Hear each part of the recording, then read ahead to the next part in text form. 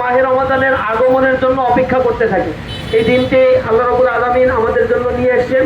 আজকে রাতে আমরা তারাবির নামাজ পড়ে আগামীকাল থেকে আমরা পবিত্র রমাদানের রোজা পালন করব।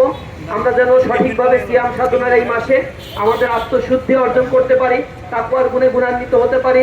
এ ব্যাপারে আমরা সকল মুসলমানের প্রতি উদাত্ত আহ্বান জানাই। কেননা কেউ যদি নিজেকে মুসলমান বলে দাবি করে, তাহলে পবিত্র মাহে রমাদানের রোজা তার জন্য ফরজ হয়ে যায়। কোনো ফরজ বিধান মুসলমান অস্বীকার করতে পারে না, তাকে এই ফরজ বিধানগুলো মেনে চলতে হবে। দ্বিতীয়ত, পবিত্র মাহে রমাদানে জনগণের সবচেয়ে বড় কষ্টের যে কারণ হয়,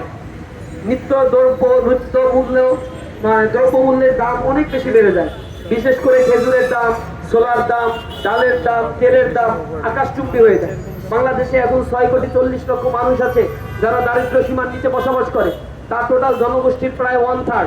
এই বিশাল জনগোষ্ঠী তার প্রতিদিনকার প্রয়োজন পূরণের জন্য যে ধরনের অর্থ উপার্জন করা দরকার, সেই অর্থ উপার্জন তারা করতে পারে না।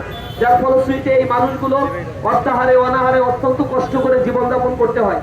এরপরে দিন মজুর যারা রয়েছে, কুলি মজুর যারা রয়েছে, যারা প্রতিদিন কষ্ট করে উপার্জন করতে হয়, এই মানুষগুলোর উপরে অমানবিক কষ্ট হয়।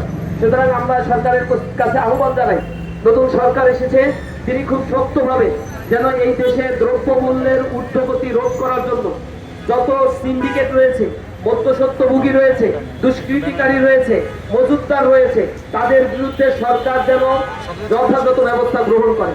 আমরা উদাত্ত আহ্বান জানাই সরকারের প্রতি, দেশের আইন শৃঙ্খলা পরিস্থিতি যেন স্বাভাবিক থাকে, যেন জনগণ স্বস্তির সাথে পবিত্র মাহে রমাদানের রোজা পালন করতে পারে, তাদের নিত্য প্রয়োজনীয় বিষয়গুলো যেন প্রয়োগ ক্ষমতার মধ্যে থাকে। প্রয়োজনে সরকারকে এক্ষেত্রে ভর্তুকি প্রদান করতে হবে, সরকারকে দ্রব্যমূল্যের ক্ষেত্রে সিলিং দিয়ে দিতে হবে। এর বেশি দ্রব্যমূল্যের দাম যদি বাড়ানো হয়, তাহলে আইনানুগ ব্যবস্থা কঠোরভাবে গ্রহণ করতে হবে। আমরা উদাত্ত আহ্বান জানাই, জনগণ এই দেশে ট্যাক্সের টাকা দিয়ে এই দেশকে পরিচালনার জন্য সহযোগিতা করে। সুতরাং বাংলাদেশে মুসলমানদের জন্য রমাদান মাস হচ্ছে উৎসবের মাস। এই মাসটিতে জনগণ যেন ঠিক মতো খেতে পারে, ঠিক মতো জীবনযাপন করতে পারে, তার নিশ্চয়তা দেওয়ার দায়িত্ব সরকারের। আমরা সকলের প্রতি আহ্বান জানাই, পবিত্র মাহে রমাদানের এই পবিত্রতা যেন আমরা রক্ষা করে চলতে পারি। ইমানদার হিসেবে নিয়মিত কোরআন অধ্যয়ন করা, নিয়মিত তারাবির সালাত আদায় করা, নফল ইবাদত করার মধ্য দিয়ে যেন আত্মশুদ্ধি আমাদের মধ্যে অর্জিত হয় এবং আমরা যেন তাকওয়ার একটি পরিবেশ সমাজে তৈরি করতে পারি।